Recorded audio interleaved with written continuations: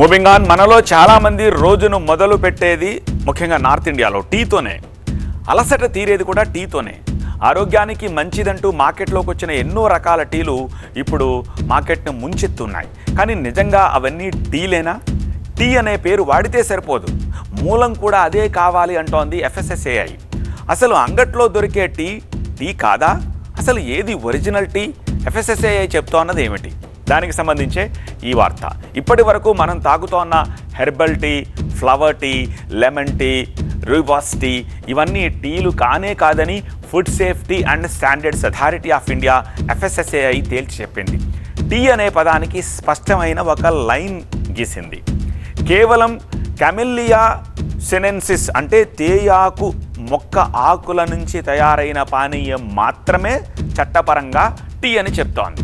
ఇతర మొక్కలు, పువ్వులు, విత్తనాలు లేదా మూలికలు వీటితో తయారైన పానీయాల్ని టీగా పిలవడం చట్ట విరుద్ధమని తేల్చి చెప్పింది. టీ అనే పదానికి చట్టపరమైన నిర్వచనం ఇచ్చిందనమాట ఇప్పుడు FSSAI. కేవలం టీ మొక్కలు అంటే తేయాకు మొక్క నుంచి తయారైన ఆకులు, పొడి నుంచి తయారైన పానీయం మాత్రమే టీ అనాలని, తేయాకు కాకుండా తయారైన పానీయాల్ని ఇక టీగా పిలవకూడదు. So herbal tea, flower tea, rooibos tea ఇలాంటి పేర్లతోటి తప్పుదారి పట్టించొద్దు అని చెప్తున్నారు. టీ అనే పదాన్ని వాడి వినియోగదారులను మోసం చేస్తున్నారని FSSAI అంటోంది. Black tea, green tea, white tea, oolong tea ఇవన్నీ టీ కాదు, ఇవి మాత్రమే కాదు. కాంగ్రా టీ, ఇన్స్టంట్ టీ ఇది కూడా అదే మొక్క నుంచి తయారై ఉండాలని చెప్పేసి స్పష్టం చేస్తోంది. టీ అంటే ఏమిటి అనే ప్రశ్నకు FSSAI ఇప్పుడు చాలా స్పష్టమైన సమాధానం ఇచ్చింది. టీ కాని ఉత్పత్తులపై టీ లేదా టీ అనే పదం వాడడం నేరం అంటోంది. ప్యాకెట్ ముందు భాగంలో ఉత్పత్తి నిజమైన పేరు తప్పనిసరిగా వాడాలి అంటోంది. తప్పుదారి పట్టించే లేబులింగ్ని యాక్సెప్ట్ చెయ్యదారని FSSAI స్పష్టం చేస్తోంది.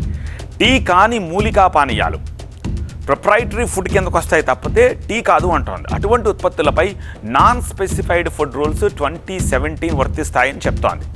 ఆరోగ్య ప్రయోజనాలపై చేసే క్లెయిమ్స్కు కఠినంగా పరిశీలిస్తామని FSSAI తెలిపింది. ఈ ఆదేశాలు తయారీదారులకు మాత్రమే కాదు, విక్రేతలకు కూడా వర్తిస్తాయి. దిగుమతిదారులు కూడా నిబంధనలను తప్పనిసరిగా పాటించాలి. కామర్స్ ప్లాట్ఫామ్లు సైతం అంటే అవి కూడా తప్పుగా టీ అనే పదాన్ని వాడుతున్నాయి కాబట్టి వాళ్ళు సైతం వాడకూడదని చెప్తోంది. నిబంధనలను ఉల్లంఘిస్తే food safety standards and act 2006 ప్రకారం చర్యలు తీసుకుంటామని హెచ్చరించింది. ఇదే సమయంలో మార్కెట్లో పెరుగుతోన్న టీ ట్రెండ్స్పై FSSAI ఆందోళన వ్యక్తం చేసింది. ఆరోగ్య ప్రయోజనాల పేరుతో హెర్బల్ టీ, తులసి టీ, అల్లం టీ, పూల టీ, రూయిబాస్ టీ అంటూ వినియోగదారులను తప్పుదోవ పట్టిస్తున్నాయని ఆగ్రహం వ్యక్తం చేసింది. ఇవన్నీ టీలు కాదని, కేవలం మూలికా పానీయాలేనని స్పష్టం చేసింది.